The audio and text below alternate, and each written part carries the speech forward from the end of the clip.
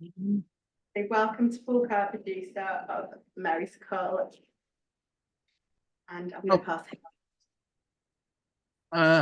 Hi, thank you for coming.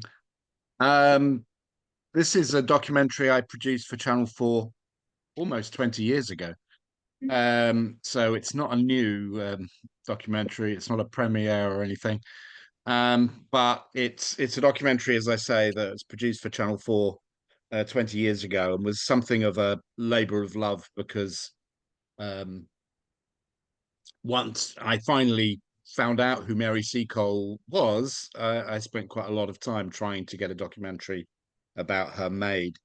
But I didn't know who she was. So, what, 25, nearly 30 years ago, um, I was running a series for BBC Two and it ran for 6 years and it was kind of perfectly successful. And then BBC Two got a new controller, and what BBC or industry film bosses and TV bosses do when they take over is cancel projects, and so they free up some money for new ones. So suddenly I didn't have a series to produce, and I had to come up with an idea very quickly.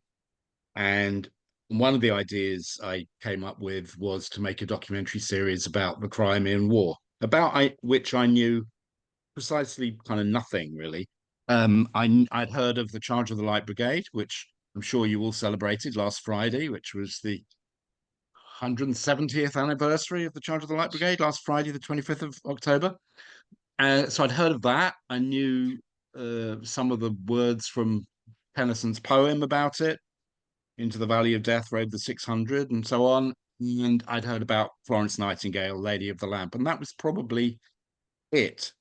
But as I say, back then there was quite a vogue for documentary series about history on television, and so I sort of researched it, did a treatment, and about 1 in 10 or 1 in 20 of the things, if you're any good, that you pitch to broadcasters get commissioned. And I was lucky enough to get 3-part series commissioned about the Crimean War. And while I was doing that, before we started production, um, my son was in St Thomas's Hospital because he'd broken his leg, and so I was hanging out in St Thomas's Hospital, and there's a Florence Nightingale museum attached to St Thomas's Hospital. So being uh, one leg in fatherhood and one leg in my career, I nipped into the museum, and in the museum bookshop there was a copy of this book. I don't know if you can see it, which had been republished in 1988, originally came out in 1857. And I'd never heard of Mary Seacole, let alone that she'd written an autobiography. So I bought it and thought that will be very useful. Sorry, did somebody want to take a picture of that? Um, um, Thanks, um, Paul. Yeah. and Brilliant. so yeah, I bought it and read it, and the series that I was pitching was one where we weren't going to do any reconstruction or anything of the Crimean War, which took place between 1854 and 1857 between France, Britain, and Turkey against Russia. Um, and we were going to tell it through the words and images of the people who were there. So using extracts from diaries, letters, memoirs. It was the first war ever photographed. It was a war where, because of the recent invention of the telegraph, war reports were appearing in the newspapers very shortly after battles took place. And there were war reporters and war artists on the scene. Um, and so it was kind of very well recorded, both pictorially and in terms of kind of personal accounts. And so we were going to use voices and images to tell the story. And we made that series for Channel 4 in 1997. And I was really interested in Mary Seacole, and she was one of the characters bits of whose story appeared throughout the series. But that probably added up to about 7 or 8 minutes altogether, of being one of, I don't know, 20 or 30 characters across the series. That we use letters, diaries, autobiographies, and so on of.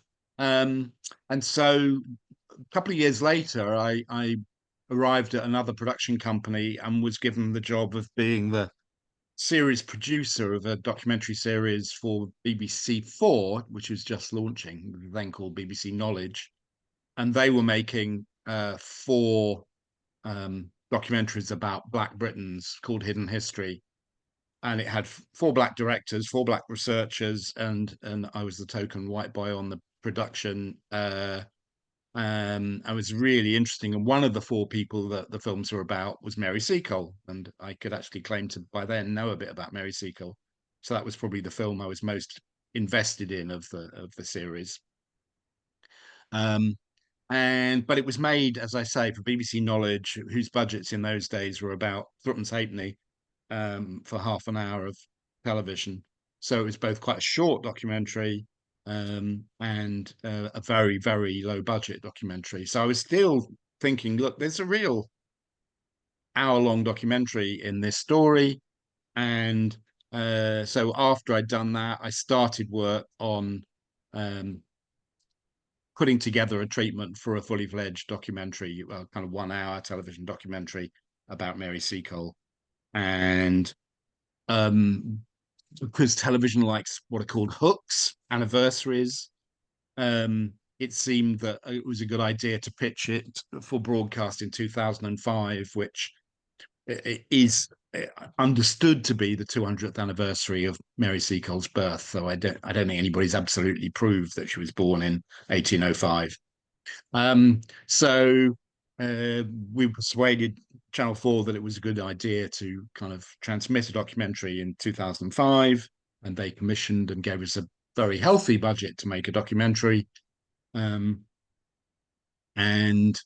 we kind of took the approach of, having not done any reconstruction at all in the Crimean War series, of doing some reconstruction, and that was partly a desire of Channel 4's to make it kind of more accessible, perhaps, and partly a desire of the director, who wanted to get into directing drama, as a lot of documentary directors do.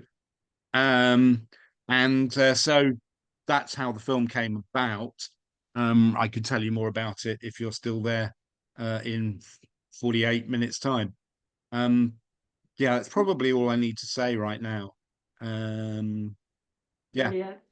Thank you so much for